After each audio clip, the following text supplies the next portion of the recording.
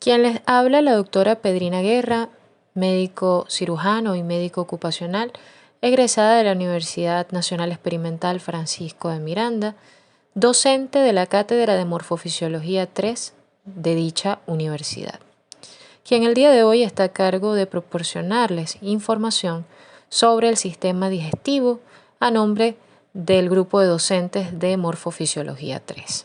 Entonces, sin más preámbulo, revisemos a continuación la información. Vamos a empezar hablando acerca de las generalidades del sistema digestivo.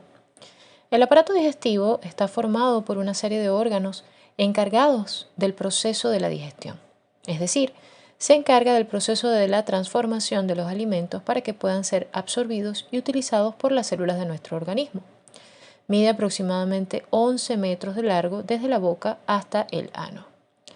Está constituido por la cavidad bucal, donde empieza la digestión, a través de la ingestión, por la faringe, que transporta el alimento hasta llegar a la epiglotis, que se encuentra en la laringe, el esófago, que es un tubo muscular, el estómago, que es un órgano elástico compuesto por una bolsa muscular, el intestino delgado, que se encarga de la extracción de los nutrientes, el intestino grueso, que se encarga de compactar las toxinas o desperdicios de los alimentos, y el ano, que es la zona final del sistema digestivo. Del mismo modo, vamos a encontrar algunas glándulas anexas, como son las glándulas salivales, el hígado, el páncreas, las glándulas gástricas y las glándulas intestinales. Del hígado y del páncreas vamos a hablar más adelante. Por supuesto, el sistema digestivo va a estar encargado de muchas funciones. Entre ellas vamos a tener en primer lugar la ingestión, el transporte y secreción de los alimentos. Estos van a ser triturados por los dientes y posteriormente mezclados con la saliva.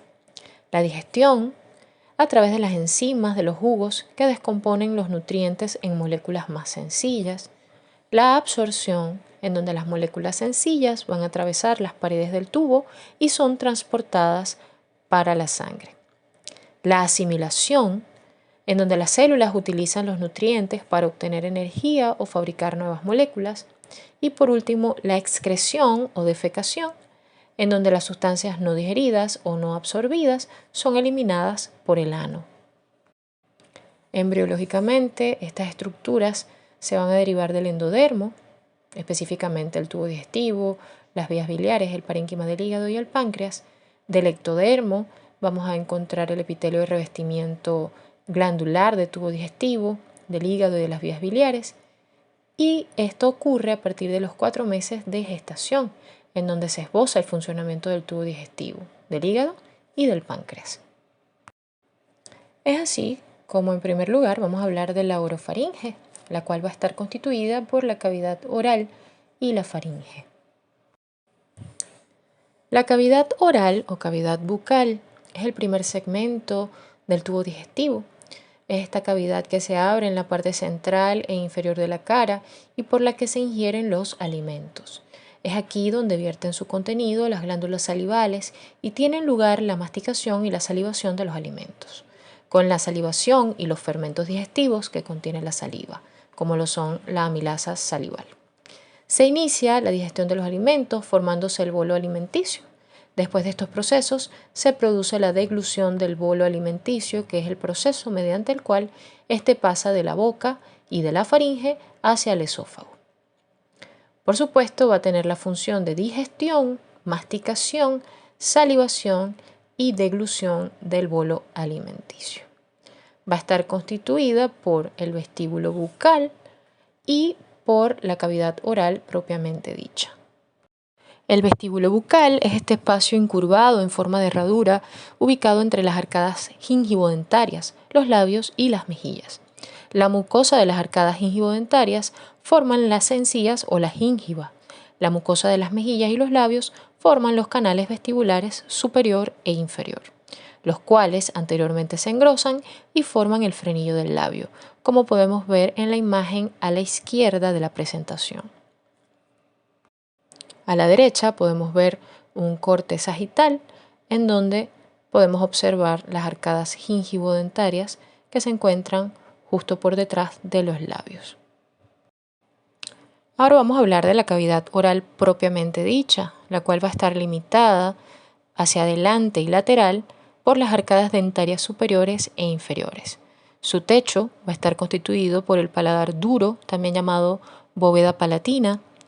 Atrás o posterior vamos a tener el istmo de las fauces e inferiormente vamos a tener el piso de la boca y la lengua. Como podemos observar, las diferentes estructuras que se encuentran tanto en la imagen a la izquierda como a la derecha en la diapositiva.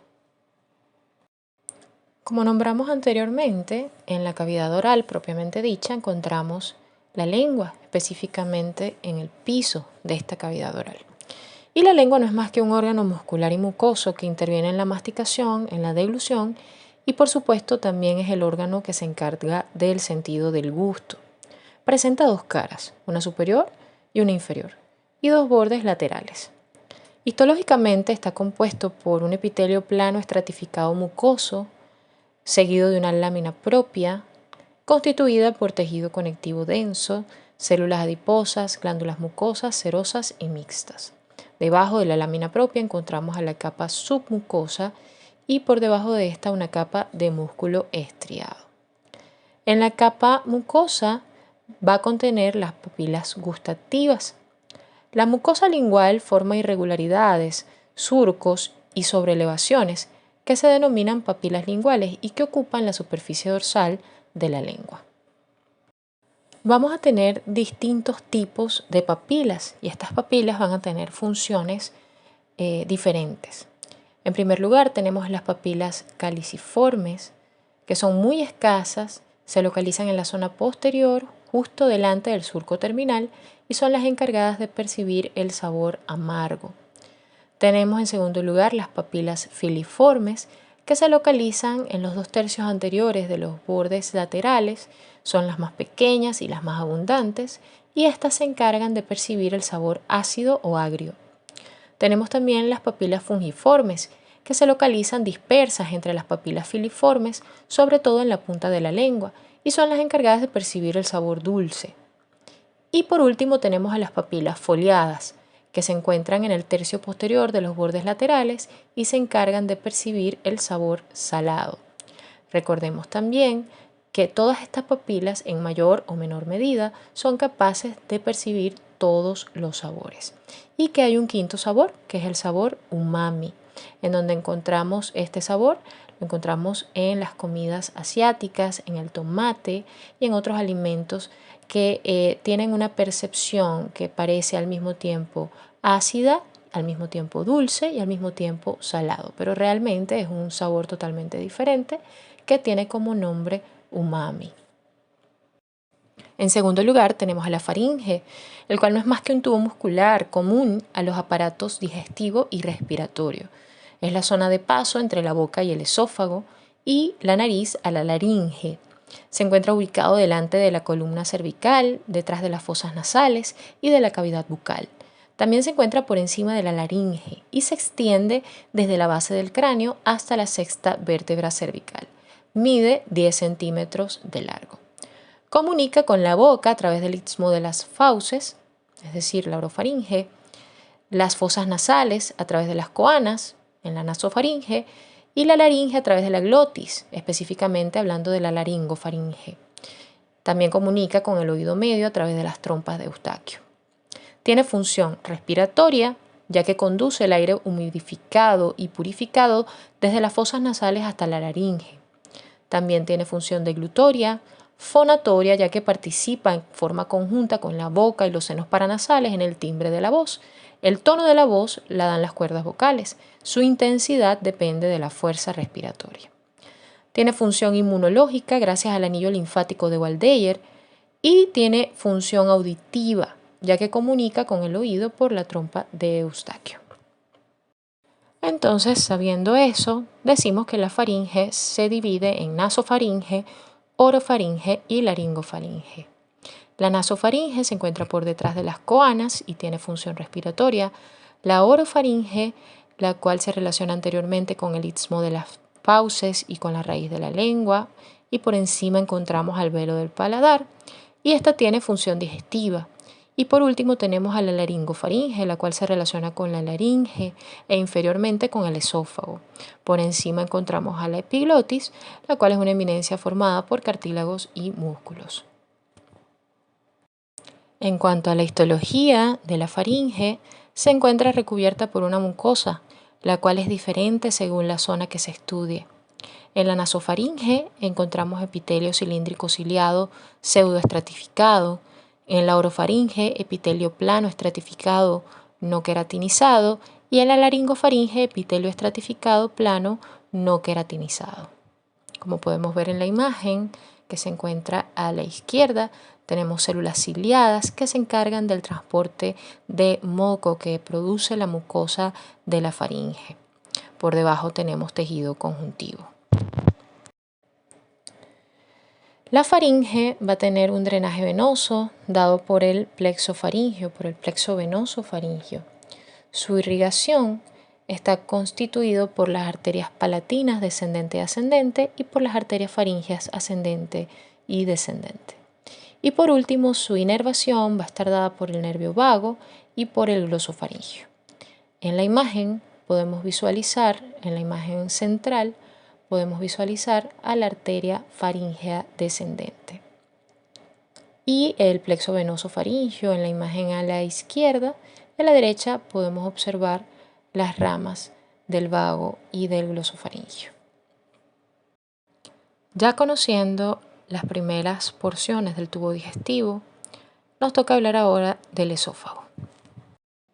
El esófago es un tubo muscular de unos 25 centímetros de longitud, recubierto por una mucosa y situado por detrás de la tráquea. Se sitúa entre el borde inferior del cartílago cricoides, a nivel de la sexta vértebra cervical, hasta el cardias, a nivel de la 11ª vértebra torácica. Este órgano se encarga de transportar el alimento hacia el estómago mediante una serie de contracciones musculares involuntarias llamadas movimientos peristálticos esofágicos. Secreta moco que lubrica el paso del alimento. Va a presentar 3 estrechamientos anatómicos, que van a ser el cricoideo, el aórtico bronquial y el diafragmático. Tiene 2 estrechamientos funcionales detectados con manometría esofágica, que sería el esfínter esofágico superior, como vemos en la imagen, y el esfínter esofágico inferior. No existe un esfínter anatómico como tal, sino que funcionalmente el comportamiento de dicha región es el de un esfínter. Para fines prácticos se puede dividir en 3 porciones. Como podemos ver en la imagen en azul, el esófago cervical, en fucsia el esófago torácico y en verde el esófago abdominal. En cuanto a la histología del esófago, este va a estar constituido por una mucosa, una submucosa y una túnica muscular. La mucosa es la que vemos más internamente con relación al lumen de ambas imágenes en la diapositiva. Esta está constituida por un epitelio escamoso estratificado no queratinizado que descansa sobre una membrana basal que la separa de la lámina propia. La submucosa está íntimamente adherida a la mucosa y débilmente adherida a la túnica muscular. Está constituida por tejido conectivo laxo con fascículos de tejido conjuntivo entrelazados de modo diverso. Es rica en vasos sanguíneos, fibras nerviosas y glándulas tubulares mucosas, sobre todo en su tercio inferior. La túnica muscular tiene la peculiaridad de estar constituida por 2 capas, una circular interna y una longitudinal externa, y por musculatura tanto estriada como lisa. Entre ambas capas, interna y externa, se sitúa el plexo mientérico de Auerbach. En general, el esófago, específicamente su capa muscular, en los primeros tercios del esófago vamos a encontrar musculatura tanto estriada como lisa, y es más estriada al principio del esófago. Luego hay una transición gradual a musculatura lisa y en los 2 tercios distales del esófago la túnica muscular está constituida exclusivamente por músculo liso. El drenaje venoso del esófago está dado por el plexo venoso submucoso, el cual drena al plexo periesofágico. En la región cervical se forman venas esofágicas que drenan en la tiroidea inferior. En la porción torácica drenan en las bronquiales, ácigos y hemiácigos, y en la porción abdominal en la gástrica izquierda. Su irrigación va a estar dada por una irrigación diferente de acuerdo a las zonas principales de riego arterial. En el cuello tenemos a las arterias tiroideas superior e inferior, que irrigan la porción cervical del esófago originadas de la carótida externa y el tronco tirocervical de la subclavia. Por el arco aórtico, que da de 3 a 5 ramas traqueobronquiales que irrigan la porción torácica del esófago. Y en el cardia su irrigación proviene de la gástrica izquierda o la coronaria estomáquica, dando varias ramas las cuales irrigan la cara anterior derecha del esófago. Mientras que la arteria esplénica provee a la cara posterior esofágica y a la curvatura mayor del estómago. Su inervación está bajo el control del sistema nervioso autónomo. El componente parasimpático de la porción cervical está a cargo del nervio laringio recurrente, ramo del nervio vago, mientras que las fibras simpáticas provienen del tronco simpático cervical. En su porción torácica está inervado por el plexo esofágico. El componente parasimpático del plexo se origina del nervio vago, mientras que las fibras simpáticas también provienen del tronco simpático cervical. En contraste, la porción abdominal es ligeramente diferente, ya que su inervación parasimpática nace del plexo nervioso esofágico, mientras que el componente parasimpático se origina de los nervios espinales del 5 al 12. A través de una precisa interacción entre sus componentes simpático y parasimpático, se puede mantener el tono de los esfínteres esofágicos, además de permitir su relajación temporal y dar lugar a la generación de ondas peristálticas. Ahora vamos a hablar del estómago, que es la porción más ancha y distensible del tubo digestivo. La forma y el tamaño del estómago varían continuamente cuando está vacío. A medida que el alimento llega a él, aumenta su tamaño y toma la forma de una bolsa en J. Puede llegar a contener hasta 4 litros de alimento. El estómago se ubica en la porción superior izquierda de la cavidad abdominal y, al igual que el resto de los componentes del tubo digestivo, también es un órgano musculoso recubierto por una mucosa. En él se distinguen 4 regiones principales.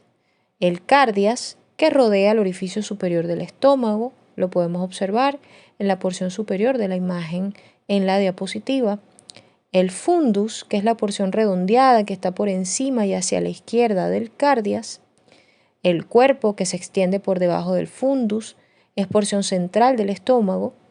Y el píloro, que es la región del estómago que lo conecta con el duodeno a través del esfínter pilórico, que impide el paso del alimento hacia el duodeno mientras no haya sido procesado en el estómago. El estómago tiene 2 curvaturas desiguales. Tiene una curvatura más grande y convexa localizada en el lado izquierdo del estómago, como podemos ver señalado en la imagen. Y tenemos una curvatura más pequeña y cóncava que se encuentra en el lado derecho y es denominada curvatura menor. Esta última presenta una pequeña escotadura llamada incisura angular que marca la línea de intersección entre el cuerpo gástrico y la porción pilórica del estómago. La principal función del estómago involucra la digestión tanto mecánica como química de la comida ingerida. Esta pasa por el esófago y a través del orificio del cardias entra al estómago, donde se mezcla con el jugo gástrico. Aquí, contracciones musculares repetitivas agitan las partículas de la comida formando fragmentos más pequeños que se mezclan con el jugo gástrico y mediante la acción de varias enzimas y el ácido clorhídrico se desintegran aún más, produciendo una sustancia semilíquida llamada quimo. Entonces podemos decir que la principal función del estómago es la formación del quimo. En cuanto a la histología del estómago, este tiene 4 capas. La mucosa, que es la capa más interna, constituida por un epitelio cilíndrico simple en la que están las glándulas que, dependiendo de su ubicación, serán cardiales, antrales o fúndicas, con una lámina propia, escasa y una muscular de la mucosa constituida por una capa interna circular y una externa longitudinal. Su segunda capa, que es la submucosa, está constituida por un tejido conectivo denso donde encontramos el plexo submucoso de Meissner. La túnica muscular, que es la tercera capa, en donde se encuentra el plexo mientérico de Auerbach. Y por último tenemos a la serosa, que es la membrana externa que recubre el estómago.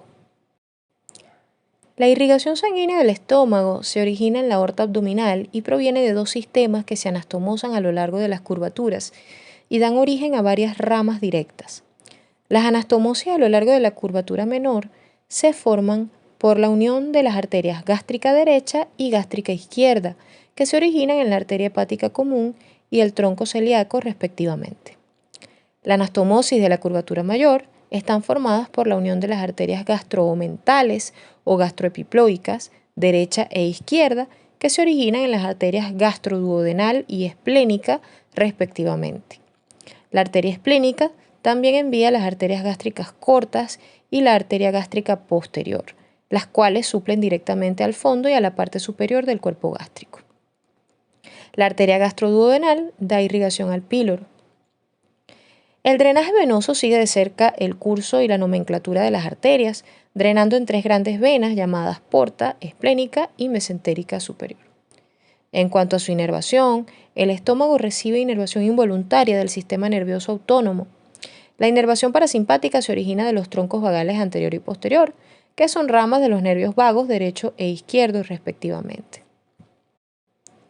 Esta inervación parasimpática es responsable por inducir la secreción gástrica y motilidad, así como la relajación del esfínter pilórico durante el vaciamiento gástrico. La inervación simpática, por su parte, es dada por el plexo celíaco. Los impulsos nerviosos se originan desde el 5º al 12º nervio espinal torácico, viajan al plexo celíaco por el nervio esplácnico mayor y es responsable por inhibir la motilidad gástrica y contraer el esfínter pilórico. Ahora vamos a hablar del intestino delgado, el cual va a estar constituido por el duodeno, el yeyuno y el íleon. Las principales funciones del intestino delgado son la secreción y la absorción. Las células epiteliales del intestino delgado secretan enzimas que digieren el quimo, convirtiéndolo en partículas muy pequeñas, haciendo de esta manera mucho más fácil su absorción. A su vez, el duodeno mezcla alimentos con bilis y enzimas pancreáticas para continuar la digestión de carbohidratos, grasas y proteínas. En cuanto a la absorción, los carbohidratos y las proteínas se absorban en el duodeno. El yeyuno absorbe la mayoría de las grasas. La función del íleon implica la absorción de vitamina B12, sales biliares y todos los productos de la digestión que no fueron absorbidos en el duodeno y el yeyuno. Los 3 segmentos del intestino delgado absorben agua y electrolitos. El duodeno es la parte inicial que tiene forma de C, situado más posterior que cualquier otra porción del intestino delgado, siendo su segunda y tercera porción retroperitoneales. Se extiende desde el píloro hasta la segunda lumbar y tiene una longitud de 25 centímetros aproximadamente. Posee 4 porciones. La primera porción o superior, que es de dirección oblicua a la derecha, atrás y algo arriba, y se relaciona con el hígado, con la vesícula, con la arteria hepática, la vena porta, el colédoco, con el epiplón y con el páncreas. Su segunda porción o descendente, la cual desciende verticalmente a la derecha de la columna hasta la cuarta lumbar y se relaciona con el riñón derecho, con la vena cava inferior, por el mesocolon transverso, con el hígado, la vesícula, con las asas intestinales y el páncreas. En su tercera porción se dirige transversalmente de derecha a izquierda. Esta porción también es llamada porción horizontal y está por delante de la cuarta vértebra lumbar. Se relaciona con el mesenterio, con los vasos mesentéricos superiores, con la vena cava inferior, la aorta, el páncreas y las asas intestinales. Por último tenemos la cuarta porción que asciende por el lado izquierdo de la aorta hasta la raíz del mesocolon transverso y se relaciona con el píloro, con el pedículo renal izquierdo, con la aorta, con el riñón izquierdo, con el yeyuno íleon y con el páncreas. El drenaje venoso del duodeno va a estar dado por vasos paralelos a las arterias pancreático-duodenales superiores e inferiores. Estas desembocan en la vena mesentérica superior y terminan en la vena porta. El primer segmento va a estar irrigado por la arteria gastroduodenal descendente por sus ramas duodenales. El segundo segmento por las arterias pancreático-duodenales superiores y la pancreático-duodenal inferior, también por ramas de la gastroduodenal. Y el tercer y cuarto segmento van a estar irrigados por ramas de la arteria pancreático-duodenal inferior. Por último, su inervación va a estar dada por la rama hepática del nervio vago izquierdo en su primer segmento. Otra rama hepática inerva el resto del duodeno. También va a estar dada por el vago derecho, en su ramo celíaco específicamente, y por plexos secundarios al celíaco. El yeyuno ilion se extiende desde el ángulo duodeno-yeyunal en el cuadrante superior izquierdo hasta la unión iliocecal en la fosa ilíaca derecha. Las 2/5 partes proximales corresponden al yeyuno y las 3/5 partes distales al ilion. Describe en toda su extensión numerosas flexuosidades en todas las direcciones llamadas asas intestinales. Está unido a la pared abdominal por un repliegue peritoneal llamado mesenterio y se relaciona por delante con la pared abdominal anterior, por detrás con la pared abdominal posterior y con los órganos retroperitoneales, por arriba con el colon transverso y por debajo con los órganos pélvicos, lateralmente con el colon ascendente y descendente. Algunas diferencias entre el yeyuno y el ilion es que las asas yeyunales ocupan la parte central superior del abdomen, las del ilion ocupan la parte inferior. El diámetro del yeyuno es amplio, el diámetro del ilion es estrecho, el espesor de la pared yeyunal es gruesa, en cambio la del ilion es delgada. El yeyuno es más vascular, más rojo, el ilion es menos vascular, más pálido. El vaciamiento del yeyuno es rápido por el peristaltismo, que es más enérgico, y el del ilion es más lento. La grasa en el mesenterio del yeyuno es escasa, en cambio en el ilion tiene un mesenterio grueso y grasoso. Y la disposición de las arcadas de los vasos sanguíneos en el mesenterio del yeyuno es de 1 o 2 hileras de arcadas, mientras que en el ilion se observan 4 o 5 hileras de arcadas arteriales. En cuanto a los vasos y nervios del yeyuno ilion, tenemos que el drenaje venoso va a estar dado por los conductos venosos que forman parte de las venas paralelas a las arterias mesentéricas superiores. La vena mesentérica superior drena en la vena esplénica y de allí a la vena porta. Su inervación va a estar dada por el plexo mientérico de Auerbach, localizado en la capa muscular longitudinal, la cual actúa sobre el músculo del tubo digestivo, es decir, regula la motilidad. También va a estar dado por el plexo submucoso de Meissner, que se encarga de la secreción digestiva. Y su irrigación va a estar dada por la arteria mesentérica superior a través de sus ramas iliales y yeyunales, también por la arteria iliocólica. En cuanto a la histología del intestino delgado, va a tener una mucosa, una submucosa, una capa muscular y una capa serosa. La mucosa va a tener epitelio de tipo cilíndrico simple con una lámina propia y tejido conectivo laxo, en donde encontramos las criptas del Lieberkühn, vasos, nervios, fibras musculares lisas y linfocitos. También tiene una muscular de la mucosa.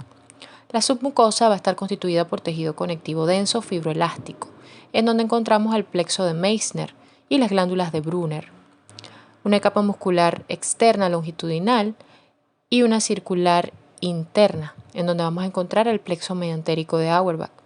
Y por último tenemos la capa serosa, que es más externa, formada por células planas. Hay varias características únicas en el intestino delgado, como lo son las válvulas conniventes, que son repliegues de la mucosa, los cuales en su interior se encuentran vasos y nervios y facilitan la absorción intestinal en su superficie. Vamos a encontrar también vellosidades intestinales, como podemos ver en la imagen, en la segunda imagen superior de la diapositiva. Estas vellosidades son extensiones de la mucosa intestinal en forma de dedos que se proyectan hacia el lumen del intestino delgado. También vamos a encontrar microvellosidades, que son proyecciones que se encuentran en la superficie apical de cada enterocito. Encontramos también glándulas de Brunner, como ya mencionamos anteriormente, que se encuentran en la submucosa del duodeno y producen un moco rico en sustancias alcalinas que protegen al duodeno de los efectos corrosivos del ácido gástrico. Vamos a hablar del intestino grueso, el cual se extiende desde el yeyuno ilion hasta el ano y mide aproximadamente 1.5 metros. Tiene un recorrido en toda su longitud por cintillas longitudinales musculares, que son también llamadas tenias. Estas tenias presentan apéndices epiploicos y entre las tenias existen abolladuras que son llamadas austras. El intestino grueso se divide en ciego, en colon y en recto. El ciego está situado en la fosa ilíaca derecha y mide aproximadamente 6 centímetros de longitud y también de ancho. Tiene una forma de embudo con base superior. Contiene el apéndice cecal, que es un divertículo hueco que se desprende de la pared interna del ciego a unos 3 centímetros del orificio iliocecal. Mide aproximadamente 9 centímetros, es de forma cilíndrica y flexuosa. Puede tener diferentes situaciones. La subcecal, que es la considerada normal, sin embargo no es la más frecuente, la presecal, la retrocecal, que es la más frecuente, y la laterocecal, ya sea interna o externa. La histología del apéndice cecal va a estar constituida por un epitelio cilíndrico simple con células de absorción caliciformes y células M en sitios donde los nódulos linfoideos colindan con el epitelio de la lámina propia.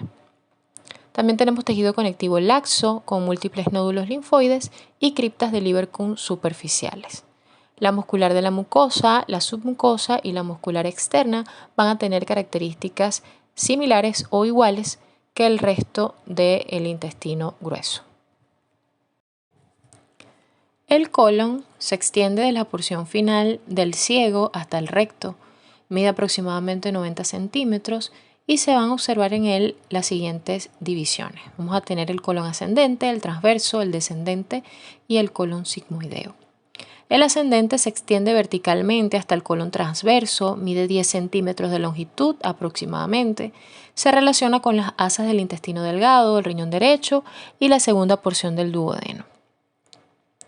Tenemos que el colon transverso es el más extenso, ya que va desde el colon ascendente al descendente y mide 50 centímetros de longitud. Forma los ángulos hepático del lado derecho y esplénico del lado izquierdo. El descendente se extiende desde el ángulo esplénico del colon hasta la altura de la cresta ilíaca, donde se continúa con el colon iliopélvico. Es de dirección casi vertical y mide aproximadamente 12 centímetros. El colon sigmoide o iliopélvico se extiende desde el colon descendente al recto. La función principal del colon es el transporte y almacenaje temporal de las heces. De este modo, absorbe cerca de 1 litro de agua al día, lo cual endurece la materia fecal. Además, absorbe electrolitos como sodio, potasio y cloro, pero también puede secretar potasio a la luz del intestino. La microbiota intestinal es rica de bacterias anaerobias que viven en simbiosis con el cuerpo humano. En cuanto a su histología, tiene una mucosa que no forma pliegues ni presenta vellosidades como en el intestino delgado, pero sí tiene mayor cantidad de criptas de Lieberkühn. Tiene un epitelio de tipo cilíndrico simple, rico en células caliciformes, siendo las células de absorción las más abundantes, con una lámina propia con abundantes criptas constituidas por células caliciformes, células endocrinas y células regeneradoras. Aquí desaparecen las células de Paneth que encontrábamos en el intestino delgado. Con una submucosa con tejido denso, rico en fibras elásticas, también con vasos y filetes nerviosos, y vamos a ver el plexo de Meissner. La capa muscular, vamos a tener que la longitudinal externa es poco común, es decir, que vamos a tener la circular interna, pero la longitudinal externa puede que no esté. Y vamos a tener austras propias del colon. Y por último tenemos la capa serosa, que es la más externa. En cuanto a la irrigación del intestino grueso, la parte derecha del intestino grueso recibe ramas de la arteria mesentérica superior, las cuales son la arteria cólica derecha, la media y la rama cólica de la arteria ileocólica. A partir de la mitad del colon transverso, la parte izquierda recibe ramas de la arteria mesentérica inferior, las cuales son la arteria cólica izquierda, la sigmoidea y la arteria rectal superior. Las ramas de la mesentérica superior y de la mesentérica inferior confluyen en el colon transverso y se anastomosan a este nivel. En la imagen arterial podemos observar en verde a la arteria cólica derecha, rama de la arteria mesentérica superior. El drenaje venoso, estas venas van a ser análogas a las arterias, van a tener el mismo nombre, y confluyen en la vena mesentérica inferior, que se une a la esplénica y a la mesentérica superior para formar a la vena porta. Y en cuanto a su inervación, tenemos que hasta el tercio proximal del colon transverso, la inervación parasimpática viene del vago, pero distalmente recibe ramas del plexo sacro. La inervación simpática procede de los nervios esplácnicos lumbares y sacros, que son los que vemos en la imagen nerviosa a la derecha de la diapositiva. El recto se extiende desde la tercera sacra para terminar en el ano. situado delante del sacro y el coxis, detrás de la vejiga y de la próstata en el hombre, del útero y la vagina en la mujer. Se divide en pélvico y perineal o anal, mide aproximadamente 15 centímetros, 12 centímetros el recto pélvico y 3 centímetros el anal. Presenta una dilatación en la porción pélvica llamada ampolla, luego se estrecha hacia su parte anal y es la última parada de las heces antes de ser eliminadas por el canal anal. Los electrolitos son absorbidos, el sodio, el potasio y el cloro, e ingredientes indigeribles de los alimentos son descompuestos por bacterias anaerobias. Estas heces se engrosan por medio de la absorción de agua y se mezclan con moco. El recto es parte del órgano de contingencia y juega un rol importante en el mecanismo de la defecación. Si las heces ingresan en la ampolla rectal, que usualmente se encuentra vacía, esto es registrado por receptores de estiramiento. La información es transferida al sistema nervioso central por la urgencia de defecar para luego decidir si inicia o retrasa la defecación por medio de la relajación o tensión del músculo elevador del ano o del esfínter externo del ano.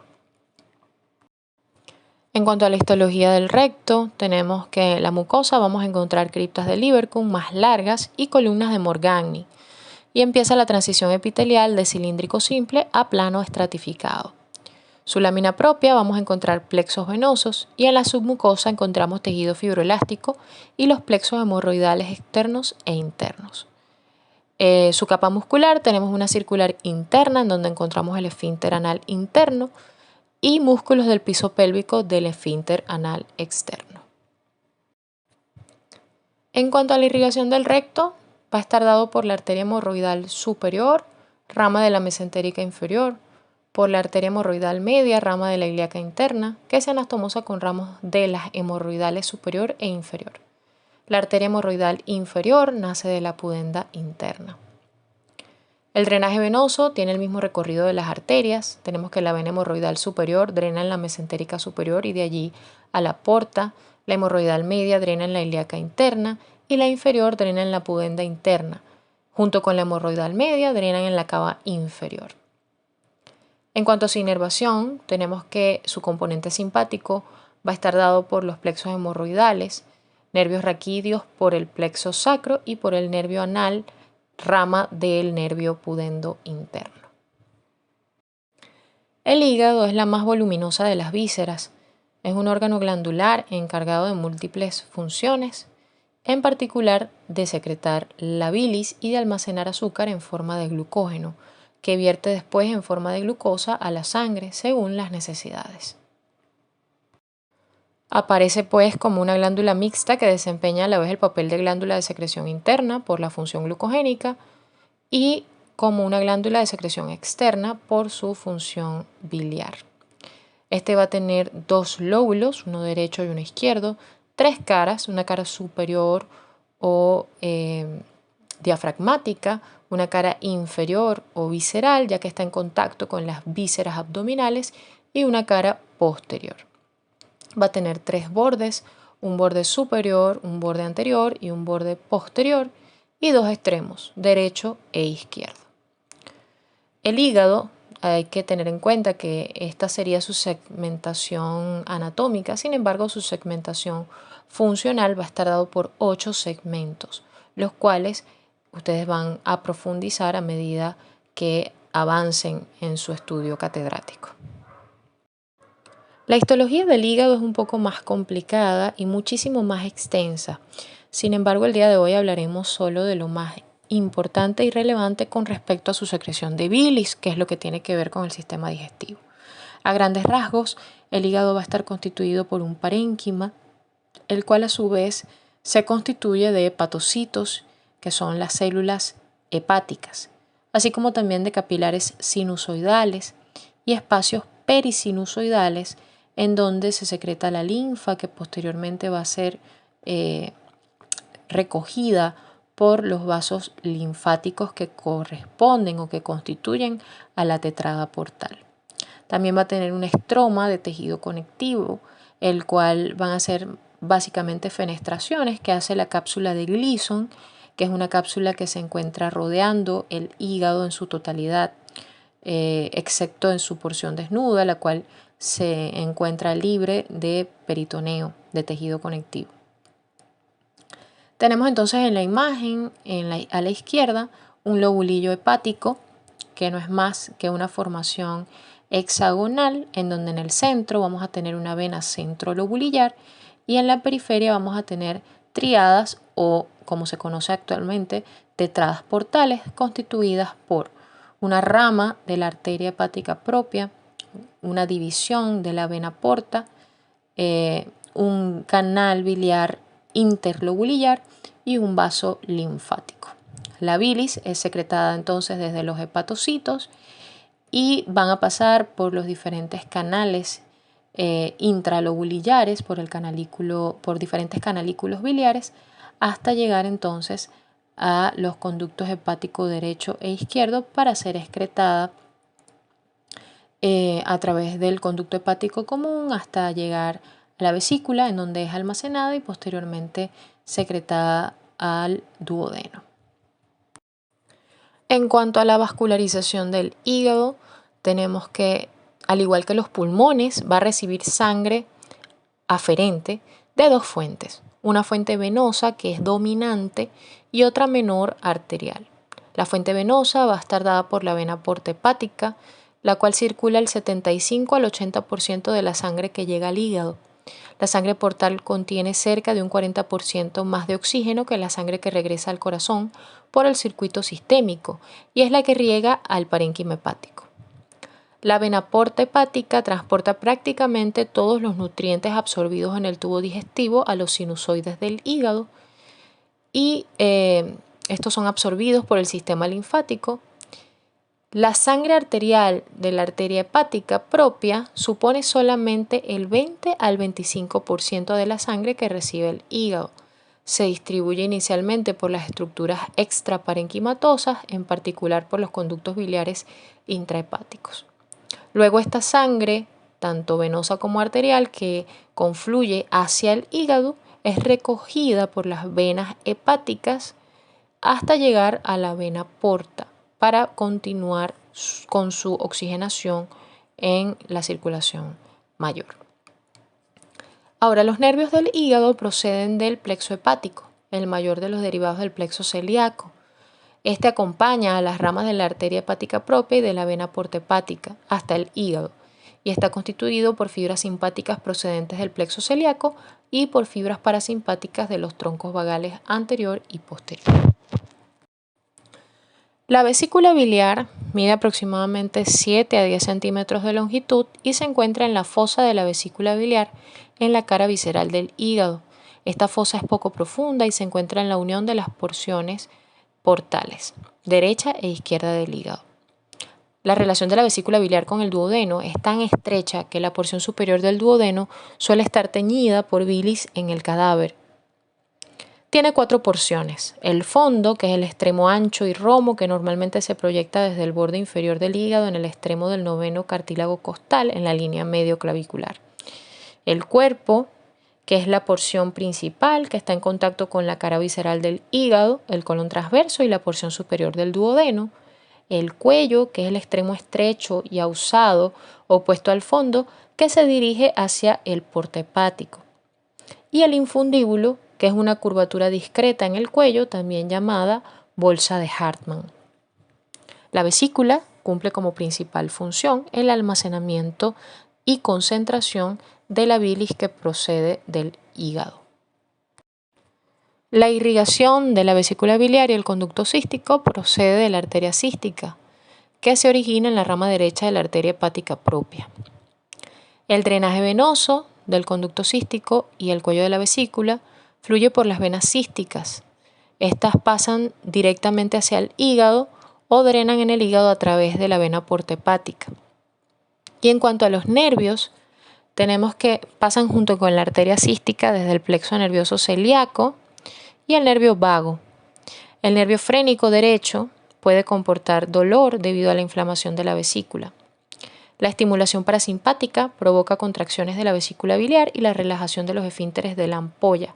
Sin embargo, generalmente estas respuestas están estimuladas por la hormona colecistoquinina producida por las paredes del duodeno.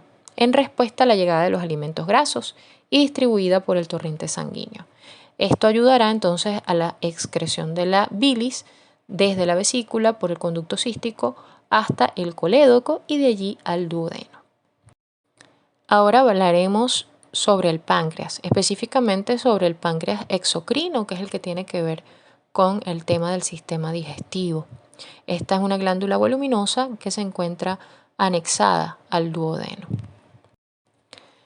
El páncreas presenta una forma muy irregular, es un órgano prolongado en sentido transversal, aplanado de delante a atrás y mucho más voluminoso en su extremo derecho que en su extremo izquierdo. Se distinguen en él 4 partes. La primera parte, que vemos coloreada en rojo, es la cabeza del páncreas. Es la porción más ensanchada de la glándula y está abrazada por la curva en forma de C del duodeno. En segundo lugar, la porción coloreada en naranja sería el cuello del páncreas, el cual es corto, mide aproximadamente de 1.5 a 2 centímetros y oculta los vasos mesentéricos superiores. El cuerpo del páncreas, que está coloreado en verde, se continúa desde el cuello y se sitúa a la izquierda de la arteria mesentérica superior y de la vena mesentérica superior. Esta está cubierta por peritoneo y se sitúa en el suelo de la bolsa omental. Por último tenemos a la cola del páncreas, que se sitúa por delante del riñón izquierdo. Esta la vemos coloreada en amarillo, donde se relaciona estrechamente con el hilio del vaso y la flexura cólica izquierda. En cuanto a la histología del páncreas exocrino, tenemos que esta es una glándula tubulacinosa, constituida por acinos, que son redondeados y se componen de una única capa de células epiteliales piramidales, cuyo ápice o vértice se orienta hacia la luz central. Los núcleos son redondos y se localizan en la región basal de las células. Esta región es muy basófila, como podemos ver en la imagen a la derecha y superiormente en la diapositiva. La región apical está ocupada por gránulos de secreción o gránulos de zimógeno que se tiñen con colorantes ácidos. El sistema de conductos excretores que vemos por dentro, muy pegadito a la luz del acino, tenemos una primera porción que llega hasta el centro del acino y está limitada por las células centroacinosas, las cuales son las encargadas de secretar bicarbonato y agua del jugo pancreático. Y las células acinares secretan las enzimas pancreáticas que van a ayudar con la digestión de los alimentos. En cuanto a la irrigación del páncreas, deriva principalmente de las ramas de la arteria esplénica. Estas ramas provenientes de la arteria esplénica forman varias arcadas con ramas pancreáticas de las arterias gastroduodenal y mesentérica superior. El drenaje venoso tiene lugar a través de las venas pancreáticas correspondientes, tributarias de las ramas esplénicas y mesentérica superior. De allí se dirigen a la vena porta hepática. Los nervios proceden del nervio vago y los esplácnicos abdominopélvicos, que pasan a través del diafragma. Habiendo conocido entonces las diferentes partes del sistema digestivo, así como sus glándulas anexas, vamos a empezar a hablar de algunas funciones fundamentales con respecto al sistema digestivo, como lo es la secreción salival. En la cavidad bucal se lleva a cabo la masticación, la insalivación e inicio de la deglución.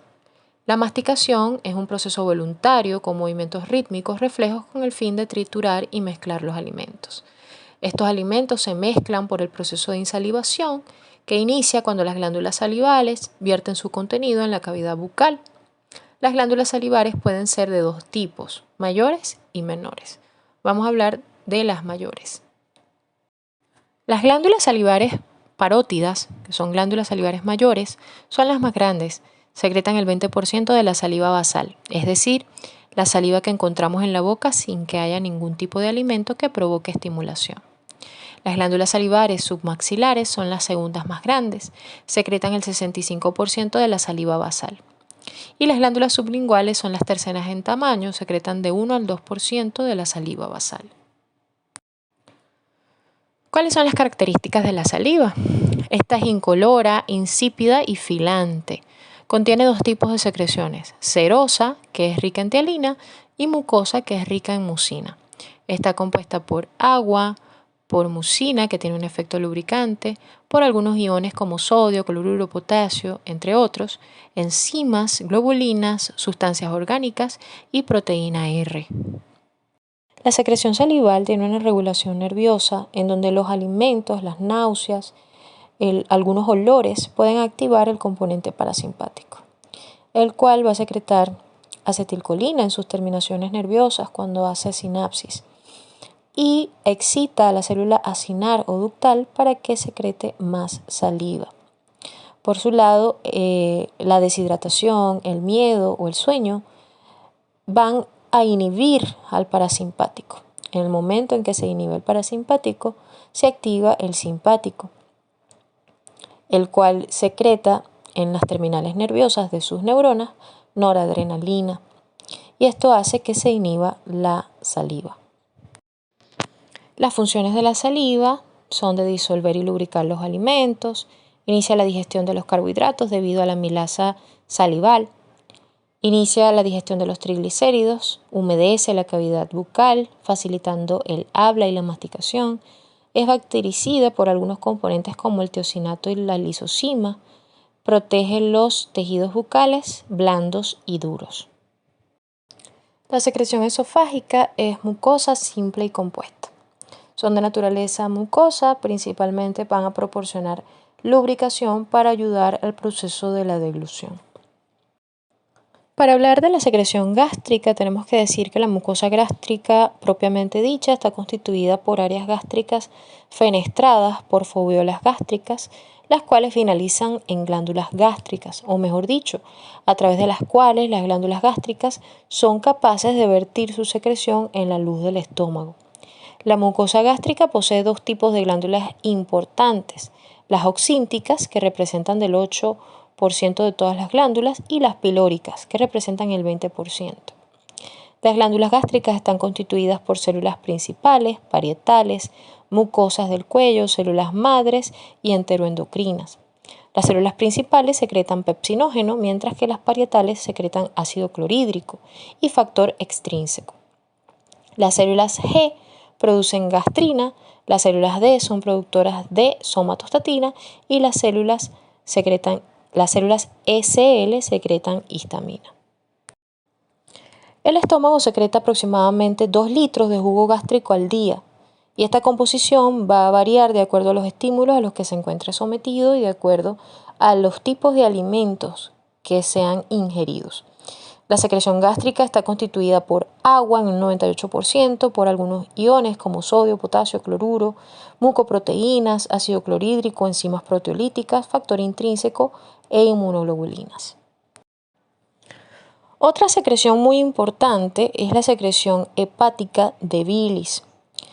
Esta secreción se realiza en dos fases. En primer lugar, los hepatocitos, que son las células funcionales del hígado, secretan la porción inicial, que contiene grandes cantidades de ácidos biliares, colesterol y otros componentes orgánicos. Esta bilis pasa a los diminutos canalículos biliares situados entre los hepatocitos. Luego fluye por los canalículos hacia los tabiques interlobulares, donde los canalículos desembocan en los conductos biliares terminales. Estos se unen en conductos más grandes hasta que acaban en el conducto hepático, como habíamos nombrado anteriormente, y el colédogo. Desde este, la bilis se vierte directamente al duodeno o es derivada durante minutos a algunas horas hacia la vesícula a través del cístico. A lo largo de los conductos biliares se va añadiendo a la bilis inicial una segunda porción de secreción constituida por una solución acuosa de iones de sodio y bicarbonato, secretada por las células epiteliales secretoras que revisten los conductillos y conductos. Esta segunda secreción duplica la cantidad total de bilis y está estimulada especialmente por la secretina, promotora de la liberación adicional de iones bicarbonato que se añaden a los de las secreciones pancreáticas para neutralizar el ácido que llega al duodeno procedente del estómago. Los hepatocitos secretan continuamente bilis, pero la mayor parte de esta se almacena en la vesícula biliar hasta que el duodeno la necesita. La capacidad máxima de la vesícula biliar es solo de 30 a 60 mililitros. Sin embargo, la cantidad de bilis que puede almacenarse en ella equivale a la producida durante 12 horas, es decir, alrededor de 450 mililitros. ¿Por qué? Esto es debido a que la vesícula, específicamente la mucosa de la vesícula, absorbe continuamente agua, sodio y cloruro. Al absorber el componente líquido de la bilis, la concentración de los otros componentes como las sales biliares, los ácidos grasos, la lecitina, entre otros, se concentra. Entonces, la bilis que se encuentra en la vesícula biliar está mucho más concentrada y menos diluida que la bilis que se encuentra en el hígado. Y es así como lo podemos ver en el cuadro que encontramos en la diapositiva, en donde los valores de agua y de algunos electrolitos son mayores en la bilis hepática que en la vesicular, pero las sales biliares, la bilirrubina, el colesterol, los ácidos grasos son mayores en la vesicular que en la hepática. En cuanto a la secreción pancreática, como ya vimos en la histología del páncreas, el producto combinado de enzimas y bicarbonato sódico fluye por el conducto pancreático, que suele unirse al conducto colédoco inmediatamente antes de su desembocadura en el duodeno por la papila de Vater. La secreción del jugo pancreático aumenta como respuesta a la presencia de quimo en las porciones altas del intestino delgado, mientras que sus características dependen hasta cierto punto de los tipos de alimentos que integran ese quimo. El jugo pancreático es un líquido incoloro, inodoro, con una densidad de entre 1007 y 1024 kilodaltons, un pH de entre 7.6 a 8.2 y un volumen medio entre 1500 a 2000 mililitros en 24 horas. Entre las enzimas que constituyen el jugo pancreático tenemos enzimas lipolíticas como la lipasa pancreática, la colesterol-esterasa, la fosfolipasa A2, proteolíticas como la tripsina, la quimiotripsina, la carboxipeptidasa, nucleolíticas como la ribonucleasa y la desoxirribonucleasa y amilolíticas como la amilasa pancreática. Por último, tenemos que hablar de la digestión de carbohidratos, lípidos y proteínas. La digestión implica la degradación de las moléculas complejas en moléculas más pequeñas o unidades absorbibles a través de un mecanismo bioquímico llamado hidrólisis. En la hidrólisis, una enzima, empleando moléculas de agua, rompe los enlaces de las moléculas más grandes. En la digestión humana intervienen un gran número de enzimas hidrolíticas. Se conocen más de 20. La ausencia o falta de actividad biológica de una enzima hidrolítica implica que no se puede digerir el sustrato que dicha enzima hidroliza. La absorción ocurre predominantemente a través de un borde en cepillo de la mucosa intestinal. Algunos elementos pueden absorberse a otros niveles, como por ejemplo a nivel de la mucosa bucal o de la mucosa gástrica. En cuanto a la digestión de carbohidratos propiamente dicha, tenemos que el 50% de las calorías ingeridas de una dieta occidental está bajo la forma de carbohidratos de distintos tamaños, polisacáridos, disacáridos y monosacáridos. Almidones, el 50%, sacarosa en un 30%, lactosa en un 6%, los cuales representan la gran mayoría. Otras fuentes de carbohidratos son las pectinas y carbohidratos de origen cárnico como el glucógeno. La celulosa forma parte importante de la dieta humana en algunas poblaciones, pero no hay enzima para hidrolizarla. Su beneficio es principalmente como estimulante del tránsito intestinal. Sus fases van a ser en distintas etapas: la digestión bucal por medio de la tialina o amilasa salival, la digestión gástrica, que se produce antes de la inhibición de la amilasa por el pH bajo de la secreción gástrica, la digestión intestinal, en donde hay un efecto conjunto de las amilasas salival y pancreática. Aquí ya se alcanza el 60-80% de la digestión. De la hidrólisis del almidón se obtienen moléculas de maltosa y maltodextrinas. En cuanto a la digestión de proteínas, tenemos que también ocurre por medio del proceso bioquímico de la hidrólisis, en este caso llamado proteólisis, el cual provoca el rompimiento de los enlaces peptídicos entre los aminoácidos en las proteínas. Esta hidrólisis se da a través de enzimas inicialmente inactivas, que son proenzimas. El primer paso se hace a través de la digestión gástrica por la pepsina y su actividad sobre el colágeno de los alimentos. El segundo paso, la digestión por enzimas proteolíticas pancreáticas que ya nombramos anteriormente. Del segundo paso se originan dipéptidos, tripéptidos y polipéptidos pequeños. El tercer paso está dado por la acción de las peptidasas del epitelio intestinal. Origina aminoácidos, dipéptidos o tripéptidos, los cuales tienen varias maneras de entrar al enterocito. Y en cuanto a la digestión de lípidos, tenemos que los lípidos dietarios son importantes fuentes de energía, aportan ácidos grasos esenciales y vitaminas y son precursores de varios derivados lipídicos. La digestión de los lípidos se compone de las siguientes etapas: emulsión, digestión, absorción, metabolismo y degradación. Esta clase está destinada para el curso introductorio del área de Ciencias de la Salud, específicamente del programa de Medicina, asignatura de Ciencias Morfofuncionales de la Universidad Nacional Experimental Francisco de Miranda. Está hecha con mucho cariño, así que sáquenle el mayor provecho. Por último, mi persona, la doctora Pedrina Guerra, y el resto de los docentes de la Cátedra de Morfofisiología 3, les damos muchas gracias por su atención y esperamos que esta clase sea de el mayor provecho en su formación académica.